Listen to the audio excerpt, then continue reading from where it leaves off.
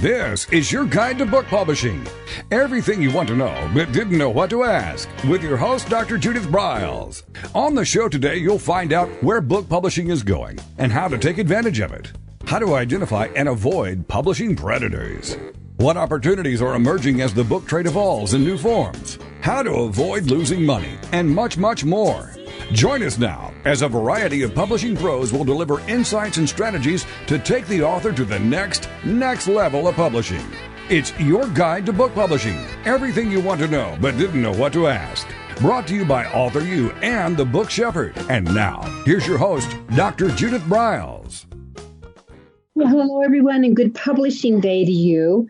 We have been celebrating this month on a variety of social media related arenas. The last few weeks have been overall general type of things, and with a kiss of what our main focus today, which is Pinterest, and that you'll hear my guest and I really reinforce that of the two big mighty powers, or at least growth-wise, one would be Pinterest and the other one would be Instagram.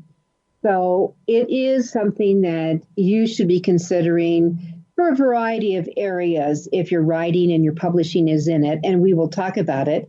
But let me introduce you to my guest. It is Heather Daleccia, or I should say Daleccia. Is that right, Heather? Did I say that right? Yes, Daleccia. All right, we got it right. All right, so Heather is what I would call a guru. And Heather works with some authors in really strategizing and doing some of the management of their Pinterest accounts.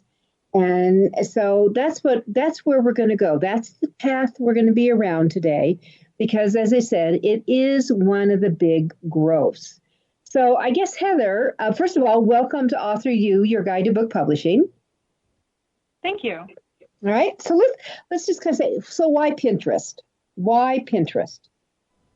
Of all the social media platforms that you can find out there currently, Pinterest has the longevity that others don't have because they're more focused in the now, and Pinterest is focused on, the people who go on Pinterest are focused on the future. So I mean, I certainly understood the legs of the longevity, and they can last like forever. But I've never heard people really say it really is about the future, and putting it that way. So that's terrific. All right. And how long has Pinterest been around? That's a good question. I have been personally on Pinterest for about 4 to 5 years now, so at least that long, if not a little bit longer. I remember researching some stuff and seeing numbers back to 2012 now. So we're looking at it's been around for a solid bit of time now. But it's really one of the newer ones. It doesn't have the legs of Facebook, let's say. It doesn't have the legs of Facebook. It also doesn't have the things weighing it down that Facebook currently has. Yeah, well, that's for sure. All right. So Heather, how many people use Pinterest? Currently, there's like 250 million people in the world who use Pinterest. Mm-hmm. Probably more than that. And so is that on a daily basis, or is there a fraction of that number? No, that would be on a daily basis. People who go on Pinterest go on several times a day, oftentimes, to research things that they found and that they're interested in, and to save ideas for the future for when they have time to go home and look into it more in depth. Well, there you go. All right, so let's kind of you talk about some of the important. When I talk to you about some of the important things that people don't know, what are some of those that maybe besides just here before we jump into that, let's kind of do an overview of what Pinterest is. Okay, so a quick overview of Pinterest is it is a visual search engine. It has a social aspect, such as that people can comment on the things that they pen, and they can add their own images to the comment section that people can research. So, for instance, if you're looking at recipes and you want to see exactly, does it turn out as it looks like? What are people's experiences? You can go down to the comment section and look. or you can go onto that person's actual website. You can click through, clicking on the pin to click through to their website, and you can continue your research on there if you prefer. But Pinterest is primarily a search engine. It's actually the third most popular search engine in the world currently. Google's first, YouTube is second, and then Pinterest is a close third. Well, for the new kid on the block, it's doing pretty good then. Yes, there's a lot of other people in between Google and YouTube, the platforms that are out there. Yeah, it's in those top three, which is another reason why it's very powerful for people who are, especially for small marketers who are putting themselves out there, because what you put on there is going to last for a long time. Well, into the future, as you said.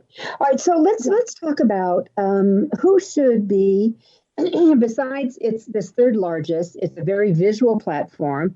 It's easy peasy to go on and create an account. You just go to Pinterest.com and open up an account. Are there different types of accounts you can have, Heather?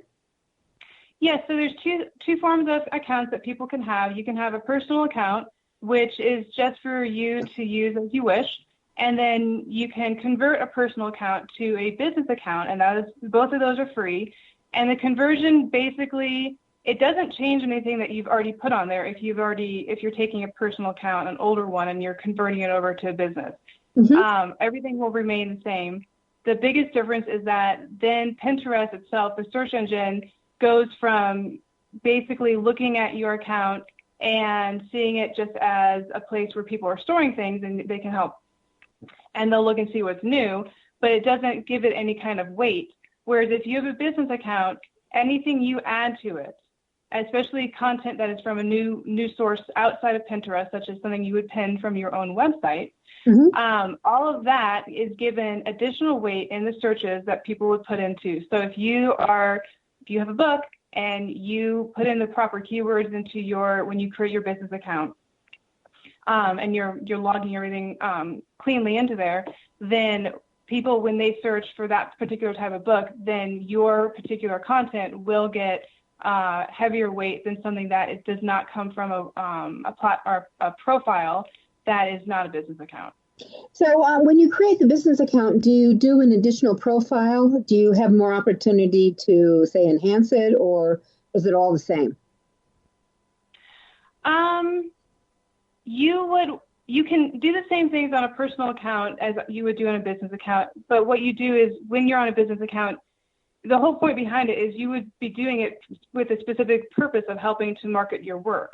So you would go on and you would create your profile with your personal description of your profile and your image that you would use as your picture, with that in mind. So if you have a website, you would want to keep that branding similar. So Pinterest doesn't allow you to necessarily change the background of stuff. When you go on one profile, they're very similar from each other in the sense that they're all going to have a very similar setup.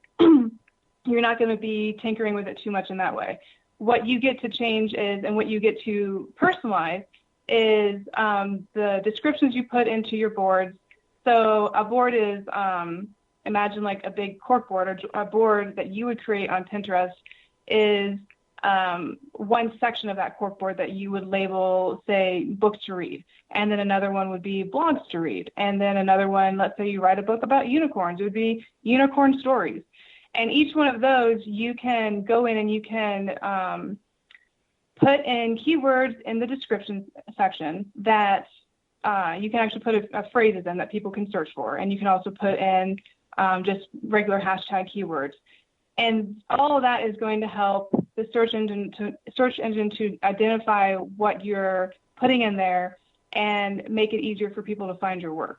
And you can do that on a personal board, but there would be no need to do it the way that there is on a business board. So Heather, how long have the business accounts been around?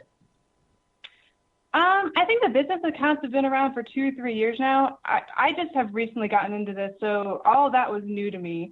I do remember seeing stuff when I was using it just as a casual consumer and not really registering it for what it was, and just blindly going, oh, that's cool. Like, I have a different background. I wonder how they got that. Must be they got some upgrade before I did. And now that I am working as a, helping other people build their Pinterest profiles and promote their work, I'm much more aware of all the little changes that they make and why they do that. So it's just funny going from being a consumer to someone who's a creator. It changes your perspective.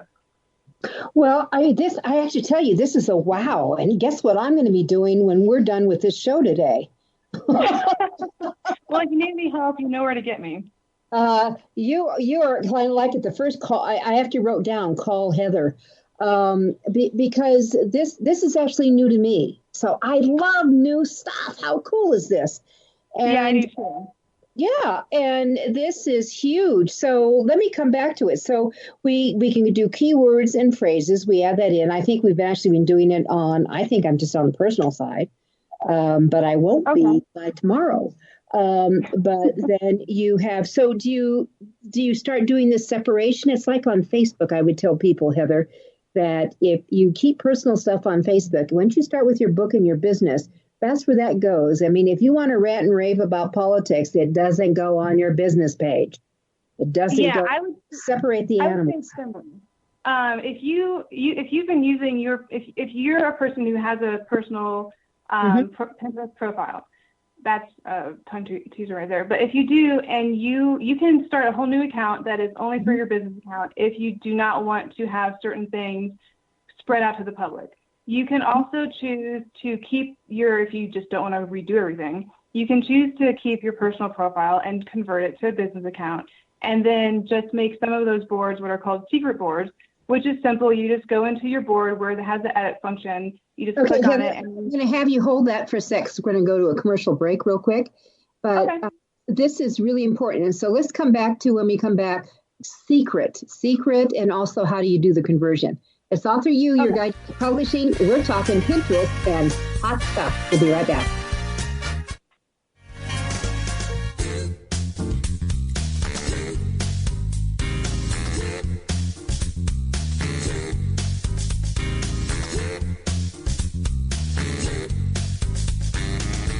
This is your guide to book publishing. Everything you want to know but didn't know what to ask. With your host, Dr. Judith Briles. And we'll be right back with more great information right after these.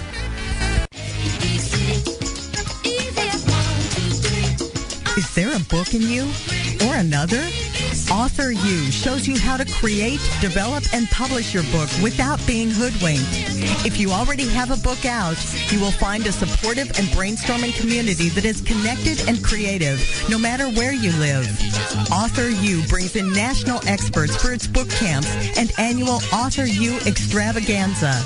It has regular meetings and delivers webinars for its members on timely topics.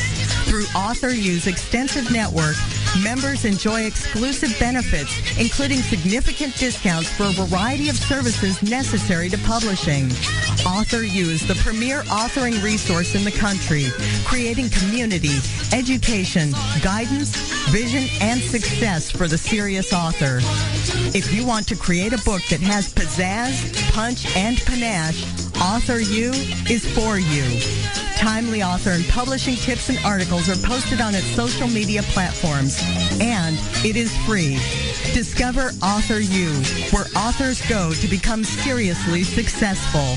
Join AuthorU today at AuthorU.org. First impressions are everything in the world of book publishing. Whether your book is an ebook, a print version, or both, your book cover needs to pop, sizzle, and sparkle to immediately capture the attention of your audience. And your book's interior needs to be just as dynamic and reflect the professionalism your readers demand. Nick Sellinger of NZ Graphics has won numerous national and international book awards for his cover designs and interior layouts. With over 20 years of experience in graphic design, he knows what it takes to create award-winning books and the many promotional pieces that authors need, such as posters, banners, postcards, one-sheets, business cards, logos, and more. Visit ncgraphics.com and see what authors and publishers have to say about their award-winning books and how NZ Graphics can make your book the success it was meant to be. That's nzgraphics.com.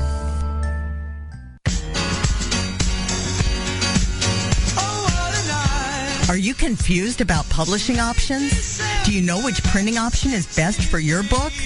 Does your stomach flip when you think about selling books? Or do you feel overwhelmed with what to do about book marketing and publicity? Get the answers and much more.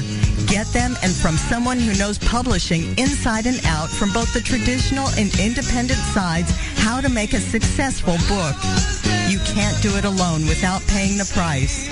You can spend your money creating a book that turns out to be so-so, or you can create a book that looks and feels classy, builds your brand and platform, and is a success, a bestseller. It is your choice. You choose. If you want author and publishing success, you want Judith Briles as your book coach. Sign up for her weekly blogs and e-zine at thebookshepherd.com.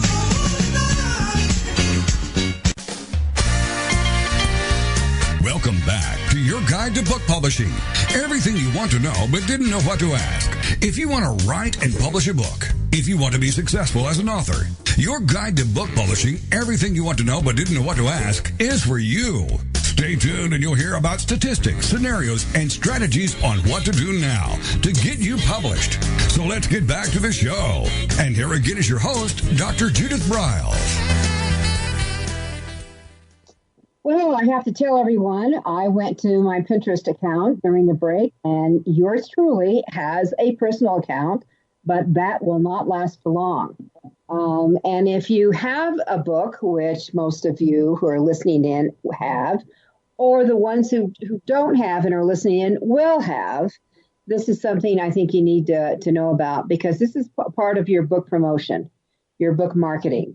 That you go into place. And so you want to really start thinking about what your expertise is for the nonfiction, our nonfiction authors who are on board here. That's easy to do. But for the fiction, you're always wondering, what am I an expert in? Well, you do research, you've got genres, you've got all kinds of things that you can pull from in that process. But this is huge. So, Heather, you get a home run. Oh, thank you. You get a home run. All right. So I want to come back to some of the other things you said. So keywords and phrases, I certainly understand, and I understand hashtags. But you're saying, should we be putting hashtags on our Pinterest boards? Yes, you should put some hashtags on your Pinterest board that relate back to that particular board. So you would not use every hashtag that applies to your writing, like every aspect of yourself as an author or your writing. What each board will be a section of your writing or your interest that you want the keywords to be keyed into, basically. You don't want to just put in a bunch of stuff because you want it to be very tight. And how many hashtags should you be using? You can use up to 20 hashtags in Pinterest, especially like on the pin that you're putting up. But I would... Pardon? Like Instagram. Yes, but unlike Instagram, those are things you would put on your pins that you're using to actually send out, like a dandelion seed into the wilds of Pinterest. But on your boards, you would want to keep it down to something tighter, something 5 to 6 that are really relevant to what that board is about. And the same when it comes to your profile. You don't want on your profile where you're talking about yourself in your description area. You don't want to have just spam with keywords. You want it to really be very tight into what the most focused group that you can imagine.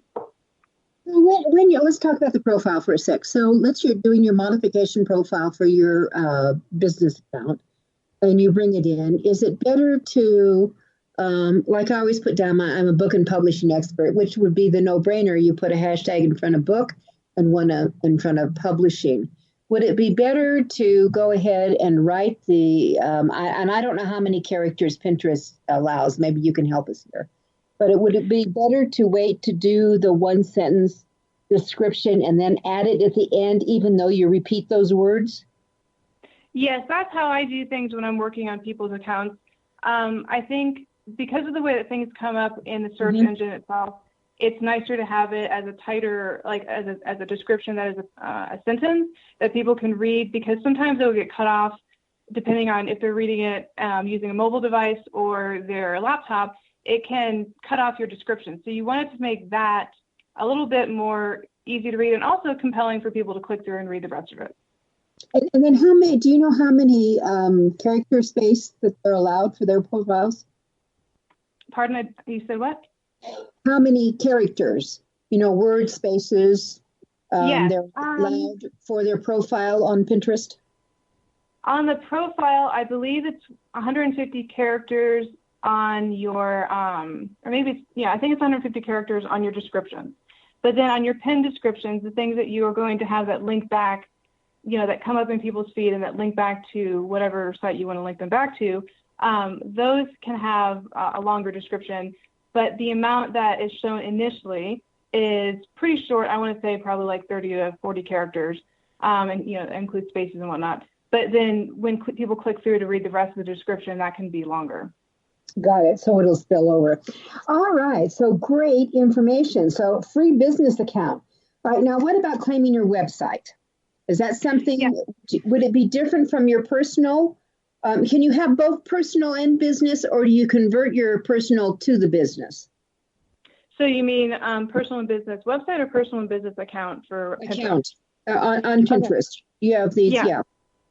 So you can have both. You can have a personal account that you just keep for yourself, and then your business account, or you can have one that is merged.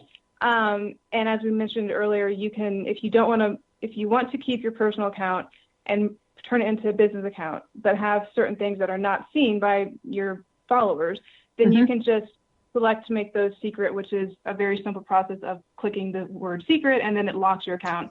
It locks that board so people can't see it. As for claiming your website, that is absolutely imperative. It is one of the top, there's 3 things that Pinterest tells you to do if you're going to have a business account and you want to be profitable and actually get the kind of people coming to your website as you want. And that is sign up for your free business account, claim your website, and post original content from your site. Those are the 3 simple things you need to do. Claiming your site is the way that you will know if people are clicking through. It gives you analytics, because Pinterest does provide some free analytics on their business accounts that will show you who's following your content that you've pinned back to the site that it belongs to. And so if you have not claimed your website, you will not be able to see that. And then you're wasting a very important tool, a very valuable tool that they give you.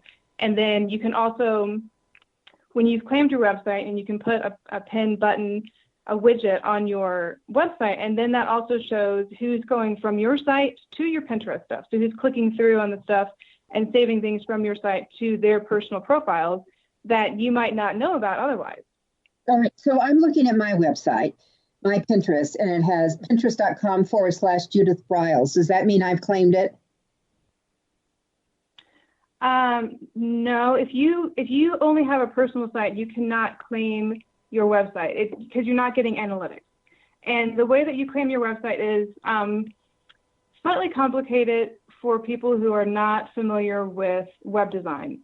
You don't have to be proficient at this, but you will probably have to watch a YouTube video to learn how to do it, much like I did. And depending on where your website is being built, whether it's WordPress or Wix or what, will determine where you put the meta tag or code that allows Pinterest to have access to your website and start watching that traffic. Okay. All right. Well, this discussion is actually getting more complicated than what I thought. So the 3 things I heard you say that are must-dos is 1, create a business account, 2, claim it, and 3, always upload original content. Is that correct? Did I hear that right? Yeah. Okay. If you're using Pinterest to market yourself and market your business, then you must be doing those 3 things. Yes. All right. Well, I always post original content, so I get that one, but I don't know if I've claimed or not, so we're going to find that out. But I did strike out on business accounts. So, see, this is even when you're longer in the tooth out here, people. You got to keep on top of stuff to really learn. Doesn't it, then? But say it again, Heather. Everything's changing and moving at a fast pace. So that's part of the fun of it, though. It's keeps you busy and keeps your mind active. Absolutely. And that's what's really important. to know. So, I'm for one that I love learning new stuff. I mean, how boring is it when you don't learn new stuff? I mean, although I will celebrate, last month we had the National Goof Off Day. I think we all need a goof off day, but yeah. I'm for that. But we Very need to. true. Perfect. All right. So lots of really good information. So let's talk about that people could think about. So we have the structure, they have the account, they're going to move along, they're going to pay attention, they're going to watch the videos if that was what they need to do to figure out how to do the business account and go off the claiming, or they call you, Heather. How do they get a hold of you? Email is probably the best because it is one of the few things in my life that isn't subject to my children. So if they wanted to email me, they could email me and I could give them some information. And also, we'll be posting on your blog some of the articles I've written for you regarding this. If they find themselves unable to, reach out and have, get someone to actually do it for them, they can always find ways to do it for themselves following some simple rules. Mm-hmm. Well, Heather, let's give them the email that they go to. Okay, so my email address is forrest_dryad@hotmail.com, and I'll spell that. So that's F as in Frank, ORREST_dryad, D as in dog, RYAD @hotmail.com. All right. So with that said, and we have 1 minute till our next break, and then we're going to come back and talk about posting and content and who's best suited and so much more. But I think it's also important to let all of you know, Heather is doing a 3-part series, has done a 3-part series on the AuthorU.org website. So that's AUTHOR, you all know that, and YOU.org. And if you just go into the blogs, they'll be really fairly frequent and scroll through, and they're very detailed. There's a part 1, 2, and 3. And you want to take advantage of it because this is one of the tools that you can use. And what I love about Pinterest is that it is the ideal place to take those original tips, how-tos, ideas, and create typographics and post them up. And it's a great way for promotion. And with that, we're going to take our next break. It's all for you, your guide to book publishing.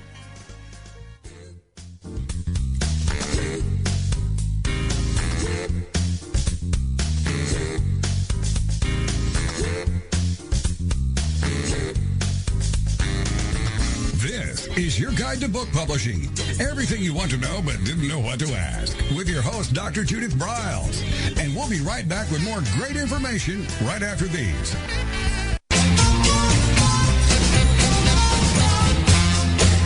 Discover the power of you and your book at the Judith Briles Unplugged events. Each summer, Judith Briles Book Marketing Unplugged unfolds over 3 intensive days working with just Judith. You get publishing strategies, author and book platforms, book marketing panache and pizzazz, and authoring tools to take you and your book to rock star success.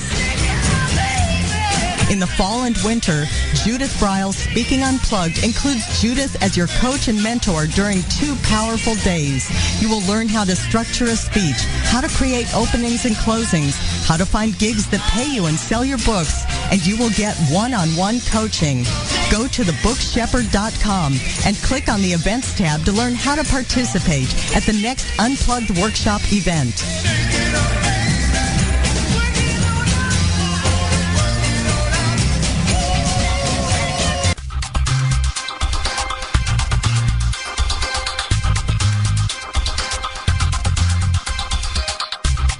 When Ned Thompson and Harry Shore started Thompson Shore in 1972, they believed employees with great character would make up the best company. They were right. They hired people who were not only experts in bookmaking, but who were obsessed with quality and delivering exceptional customer service. Almost 40 years later, Thompson Shore remains a 100% employee-owned company. Ned and Harry knew that successful customer projects are a direct result of empowered employees. We specialize in all books for large and small publishers. Creating beautiful and well-made books, we're dedicated to pleasing our customers by making the experience a good one from start to finish. The personal touch we have with our customers allows us to be innovative in solving their most difficult challenges. Our platform also ensures that we can remain flexible to meet our customers' unique needs and expectations. Our marketing kit can create buzz for your title, enhancing the promotion of your book during infancy. When you need to test the market to gauge your future sales, we can provide digitally printed books that will transition seamlessly into a larger offset run. From ebook to hard copy to delivery, our skillful customer service teams are at the ready to answer your most pressing question. At Thompson Shore, we know that making the highest quality books requires more than just best technologies. It requires superior customer service, professionalism to the trade, and commitment to environmental and social values. With these standards of excellence in place, you can be sure that we will always help you put your best book forward.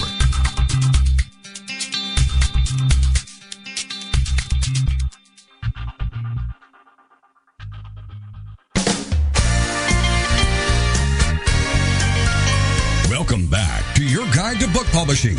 Everything you want to know but didn't know what to ask. Coming up, you'll hear more about statistics, scenarios, and strategies on what to do now to get you published. So let's get back to the show. And here again is your host, Dr. Judith Briles. All right, so it's AuthorU, and we're talking of all things the third most active, most coveted, most happy, I think. As people are quite content with Pinterest. And I know that Heather talks about it's going toward the future. Pins last basically forever in many cases. And they can be regurgitated and brought back to life for whatever reason, I think. So we're talking about some of those things and the strategy. So we've learned you need a business account. You got to claim your website, and it's really important. So do we need to post every day, or is there a variable here, Heather? Yeah, consistency is your friend when it comes to Pinterest and probably all social media. But for Pinterest, the recommendation is posting every day what you can. So some people I know go only 3 pins a day, but they do it every day. Others have more time or content to post, so they post 5 to 10 times a day. And whatever you're doing, whether it's a little bit or a lot, if you're doing it consistently, then you will see your growth. You will see the impressions, the amount of times that your work and your content gets put in front of other people's eyes on their newsfeed. You'll see that just grow exponentially every day, practically, once you start becoming consistent and the platform recognizes that here's someone who is a great content provider and creator. We want to put, it starts weighting yours more highly, and then you just get more views that way. Which is the key to it. Yeah.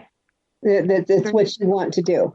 And then what about that when you're talking about original content, you're referring to something you have and then you bring it over, or are you bringing over something from your website to pin on, or would it be like taking your blog and then creating a short image, then you have a shortener from it, those kind of things? Yeah, all of those would be original content. Original content is also anything that you would put on Pinterest that is not already on there. So if you have someone else's work that you want to also promote through your profile, then your original content would be stuff from their site as well. Like reposting or repinning content within Pinterest is also something that's important because they want people who are good curators of information. They don't just want someone who's going to be only promoting themselves and kind of spamming the network.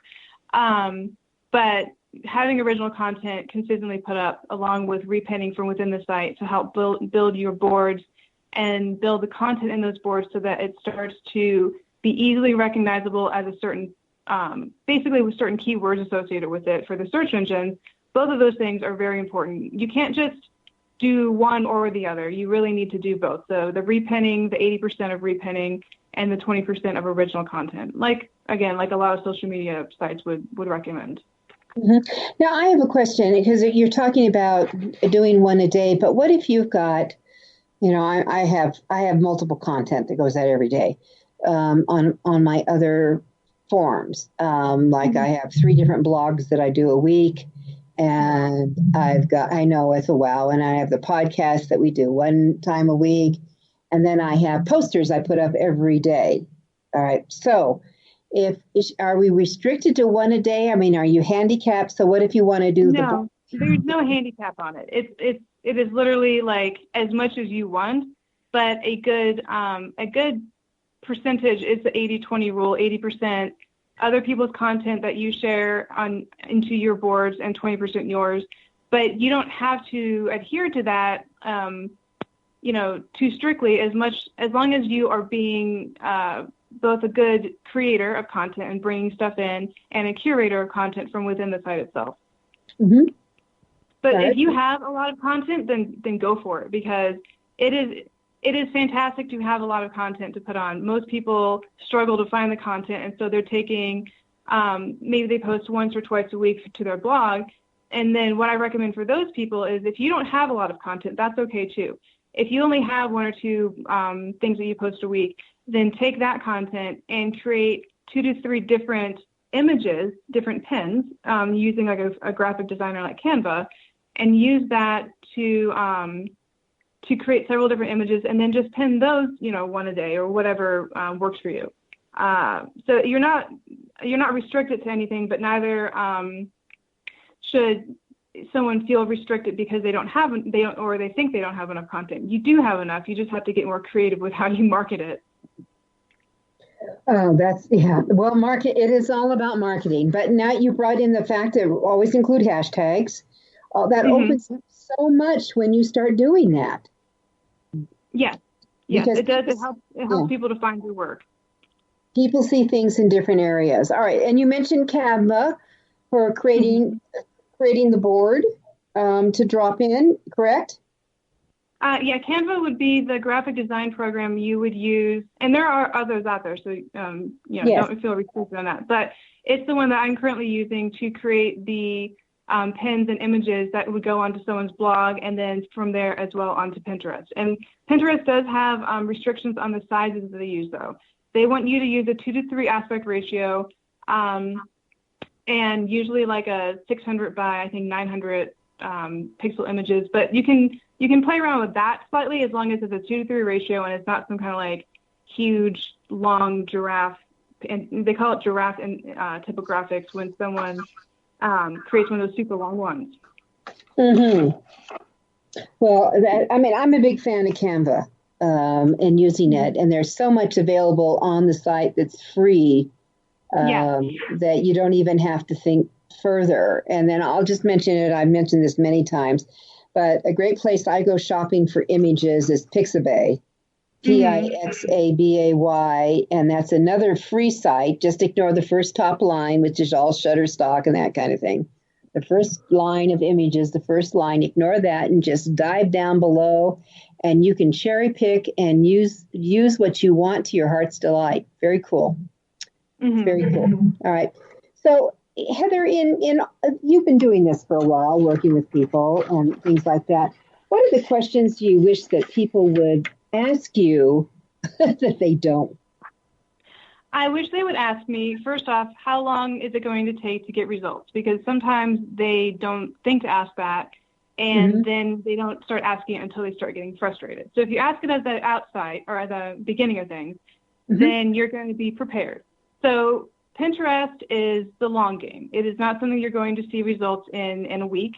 Expect to start seeing good growth if you're consistent with your pinning. Good growth on your impressions you're getting, which means the amount of times that the things that you've pinned, whether they're your content or repins from within Pinterest, that will grow very quickly once you start getting consistent. When you start seeing people actually start to save your information that is actually yours, and going back to your site and linking back usually takes, depending on how much content you have, anywhere from 3 months to 6 months, 3 to 6 months. And you can start seeing growth before that. But according to White Glove Social Media, it really depends on how long it takes you to keep your content circulating consistently. And it usually takes about, if you're selling something on Pinterest, which is if you're marketing yourself, you probably are selling a product or a service, it's you're going to start seeing purchases. Roughly 50% of those purchases happen within 2.5 months of consistently pinning and being active on the site. So would it make sense for someone to have a board that's stuff for sale, or, I mean, who knows what we're going to call it, but that it could be your books or it could be whatever, even though they're certainly findable on Amazon, that you have a board specifically for that? Yeah, I would say to do that. I would also say not necessarily to call it stuff for sale. I always recommend that the people that I'm helping with their profiles, that their very first board, when someone opens up your profile, should be whatever your name is, so Judith Briles, books and blogs. And then that is where you will definitely put all of your stuff, regardless of what, whether it's videos that you make, which you can't upload videos now, whether it is your blog or the books that you've written, content that relates back to them, all that stuff should be on there. And then from there you can create, and this is one of the things I really love about Pinterest, is you can create several different boards that are all about your book or your content, whatever it is that you're promoting. But they can target different aspects of that. So someone who has, in your case, you help publishers or authors who are publishing, but there's different aspects of that even one book of yours will relate to. So you can take each chapter of your book and you can make a board that's related to that and pin content. You can pin content from within Pinterest and that relates to it. So it starts to make that make sense. But then you can also put your book on that one. And then on the next one, that's about chapter 2 and then chapter 3. And each of those boards would not be called book, the name of the book, chapter 1. It would rather be something that is very clear and understandable for the consumer, what it is that they're looking for. Because you're providing something that they're already looking for. You just have to make it easy for them to find you. Right. So are you saying, first of all, I'm thinking, okay, we have a board book. Oh, we've got 30 seconds to our next commercial. But that you've got a board book besides that, but you're going to break down in the chapter, which will have all subtitles or whatever. And you would have another board for each one of those, or you're going to keep them all underneath the name of the book. Oh no! If it was me, I would put a board for each one of those if they were different. If they're variations on a theme, maybe not. I would have it all in one board. But if you have several sections, hold on to that thought, Heather. Hold on to that thought. We're going to be right back, and more to come on Pinterest.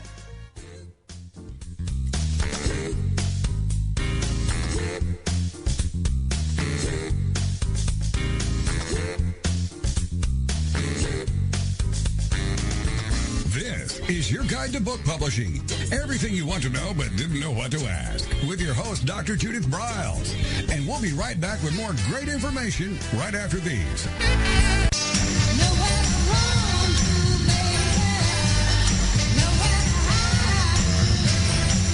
The book shepherding concept is simple. The publishing world is changing, and so must you.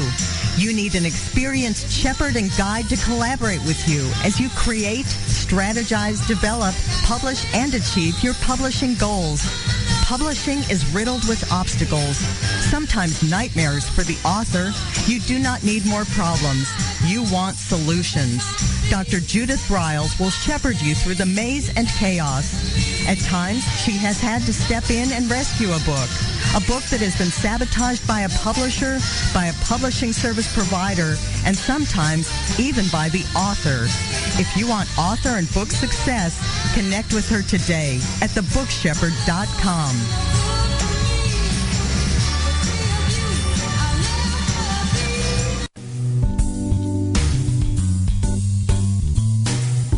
At Total Printing Systems, customer service is our priority. We are located in Southern Illinois.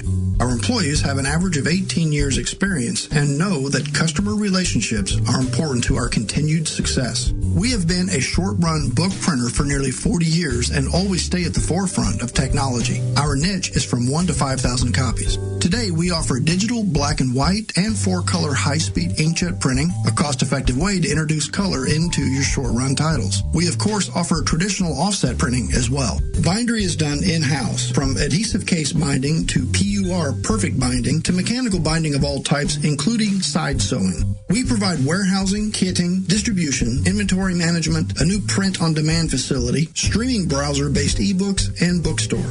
Call us at 1-800-465-5200 for a quote on your next book project. You can also visit our website at www.tps1.com. Welcome back to your guide to book publishing. Everything you want to know but didn't know what to ask. If you want to write and publish a book, if you want to be successful as an author, your guide to book publishing, everything you want to know but didn't know what to ask, is for you. Stay tuned and you'll hear about statistics, scenarios, and strategies on what to do now to get you published. So let's get back to the show. And here again is your host, Dr. Judith Briles. Welcome back to our final segment here. This has been a really hands-on show with new ideas, which I love to learn. And Heather has really opened up a phenomenal portal. So one of the things that we really need to kiss on, besides, the questions that I always like to ask my guests, what do you wish that clients or people who are inquiring about their area of expertise would ask that they never do? And Heather did say, don't be patient. Basically, I'm going to sum up. Be patient. It's not going to happen overnight as you build your audience. It could come soon, but give it 3 to 6 months to really get some legs. Is that correct, Heather? Yes, it is. And bear in mind that during that time, you're being consistent. So you're spending your time, but you're not really spending very much money at all unless you choose to do ads or promoted pins, which I wouldn't suggest doing until you have some traction anyway, and until you're comfortable using just the regular business form of Pinterest.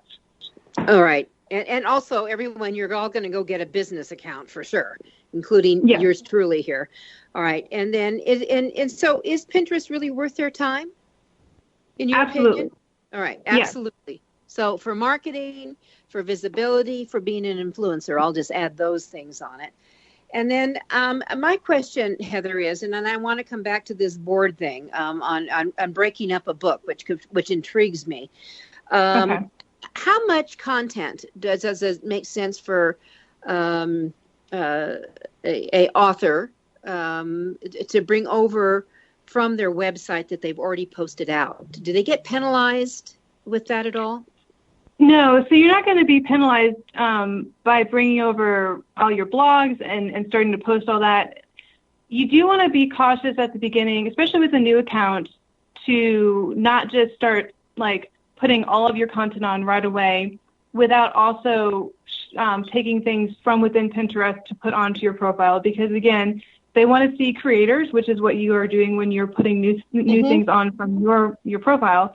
But you also want to be a curator, which is when you're taking things from the search engine and you're using it on your profile as well. So if you're new, definitely at the beginning follow the 80-20 rule. It'll help keep you sane as well, because you won't feel like you have to fill up your board with only your stuff. And then as you get further along and you're more comfortable and understand it and you have a lot of content, just go back into your, if you have had a website for a long time and you want to start promoting the older stuff as well as the newer stuff you're creating, then go ahead. Definitely put all that stuff up. Just, give yourself time to not just, waterfall it into your profile right away. Waterfall it. What a very graphic phrase. I love that. Yeah. Or fire hose. Fire hose is another good way of imagining. You don't just want to you want to be a little bit more targeted at the beginning there. Yeah. Oh, no, I think that's wonderful on that. And then my last question before we come back to the board would really deal with, I'm a big believer in using some type of a scheduler. Otherwise, I mean, we always hear from people on social media what a suck it is. It is. It can suck a lot of time out. Yes, it can. Yeah. So, What are some of your recommended methodologies here? I would say, even if you're only doing your own profile and you're not maintaining anyone else's, definitely get a scheduler. If you have, if time is precious to you, as it is for most of us, because you do want to be posting consistently throughout the day. And I mean, you can do a pen dump basically, where you put all of your stuff in at one time in the morning or evening, even if you're doing that every day. And that's perfectly fine if you are that person and you enjoy using it in that way. And that's, that's called manually pinning, when you just go on and do it yourself. But a scheduler is going to save you time, and it is going to, at the beginning for everyone, it's going to have a learning curve if you're not familiar with them. They also will allow you to pin at times that are appropriate for your audience. So a good scheduler will also give you, it'll look at your time zone, and it'll give you the time frames that people that you are hoping to, to market towards when they're on Pinterest. It'll look at your time zone and see when people are on Pinterest. You can also choose to say, you know what, I don't want to only market to my people. I want to market to the world. So you can use a scheduler to spread your pins out throughout the day and evening. So when you're sleeping, your scheduler can be pinning for someone who's just waking up in London. And that's fantastic too. You do pay a little bit of money for schedulers. Usually between anywhere from $5 to $15 is what I see. I currently use Tailwind. I love it. It is on the $15 end of things. If you pay monthly, if you pay upfront for a year, then it's $10 a month. So, save a little bit of money if you know you're going to be consistent with it, and you want that consistency. But either way, it is the one that works, I think, the most. It meshes well with what you need to do with your marketing strategy on Pinterest anyway. Some of the other schedulers don't give you the same amount of ability to pin from within Pinterest so that you can be a curator as well as a creator. And Tailwind allows you to do both sides of that equation. I love that. Yeah. Tailwind sounds like and also Tailwind is kind of got the seal of approval from Pinterest, doesn't it? Yes, it does, which is really important. When you're looking at a scheduler, whatever you're using, and especially regardless of what social media site you're advertising on, if you choose a scheduler that website or that platform doesn't allow, then you're wasting your time and money, because eventually you're going to get kind of caught red-handed essentially, and then penalized and have your account suspended. So on Pinterest, for sure, they do penalize people who use unapproved schedulers. It may take time for them to hunt you down, but they will, and then you will regret it because you have to go length of time in the pokey. And the pokey, what is the Pinterest pokey? Basically, they'll suspend your account until you go and personally email them or contact them and say, I'm a real person, I'm not a bot, I'm not trying to scam people, or I'm not trying to promote unsavory business deals. And once you've proven who you are, then they'll take they'll unlock your account. But and that's another reason you do want to be cautious about basically spamming your profile with a bunch of outside content, because a lot of people do use Pinterest, especially unsavory types, to promote just crappy websites and fake news and all that kind of stuff. So you just have to be intelligent in the way that you do things. So when it comes from your own stuff and your own website as one of the birthing, it's just so much better. Yes, absolutely. Yeah. I love that. Okay, so you mentioned timing. So I don't want to leave us without talking about timing. And for example, LinkedIn has some certain time frames that are better than others. But then you mentioned, if you want to have it available, I would be global. I mean, you have, I did an Ask Judith webinar one time. I had someone call me from Uganda, if you can believe that. Oh, my goodness. Wow, I can believe it. So, and I've had people call from Hong Kong and things. So I think that you've got to be aware of this global capability that you have. So, when I think that way, it sounds like maybe we should be pinning around clock. But I could be wrong. Tell me about that. No, I think that is a great idea to be pinning around the clock. It does help to spread out your pins to be available for multiple different people in different parts of the world. I guess it also depends on really who you're targeting. If you have a book that is really geared at American audiences or geared at American audiences in Texas, then pin for that time zone. Mm-hmm. And if you're using a scheduler, you can set up your profile to be in line with that time zone.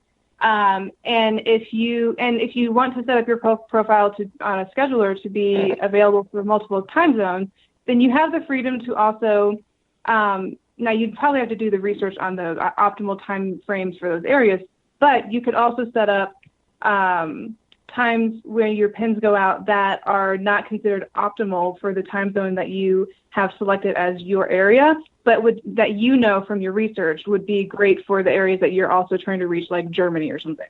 Mm-hmm. But then also that Germany is what I'm going to say maybe from me in Colorado, it's going to be probably at least 7 time zones ahead of me. Yeah. But then you also want to think, like, when are those people on? So most people tend to be on Pinterest. Pardon? That's exactly right.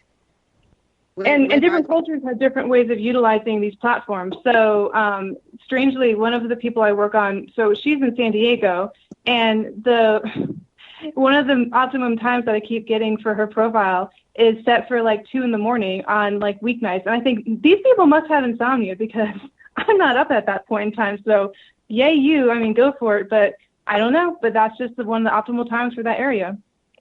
Oh, and that's what you need to understand. So that's where the scheduler, everybody, is going to give you sanity so you can sleep while those other people are up.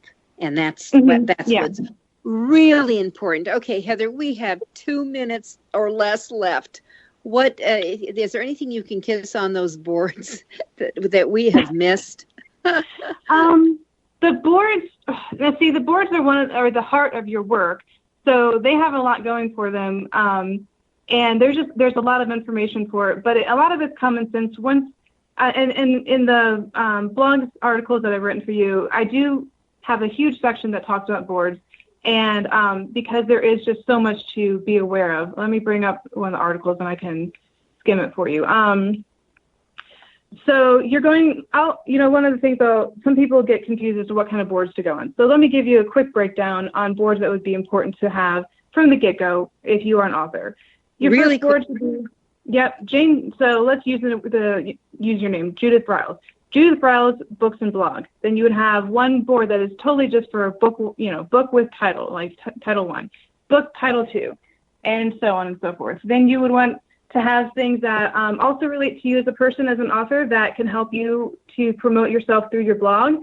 So if you are a parent or a grandparent or a pet parent, have a board about that, write blogs about it, and then go forward and, write. Food, travel, writing tips.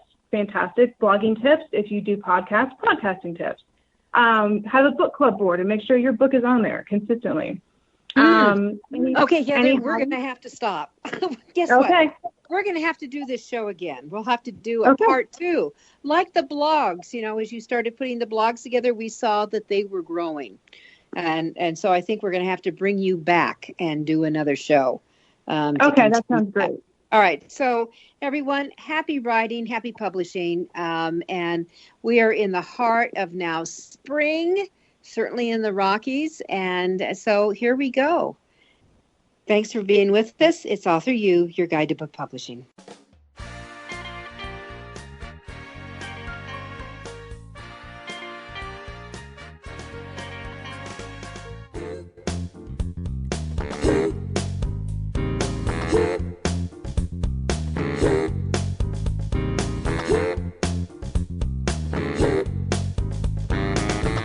Thank you for being a part of Your Guide to Book Publishing. Everything you want to know but didn't know what to ask. With your host, Dr. Judith Briles. Each week, a variety of publishing pros will deliver insights and strategies to take you, the author, to the next level. You'll learn tips and secrets on how to create, strategize, develop, publish, and achieve book publishing success by making one very simple change in your book's journey. How to avoid the publishing predators. How to create an author and book platform that rocks. Learn how to make a living with your words and your books. Learn how to publish a book that has no regrets, and so much more. For more information, check out AuthorU.org, where authors who want to be seriously successful go. And Judith's website, thebookshepherd.com. Then join us again here next week for more. It's your guide to book publishing. Everything you want to know but didn't know what to ask. With your host, Dr. Judith Briles. Brought to you by AuthorU and the Book Shepherd. Thursday evenings at 6 p.m. Eastern, 3 p.m. Pacific on the Rockstar Radio Network.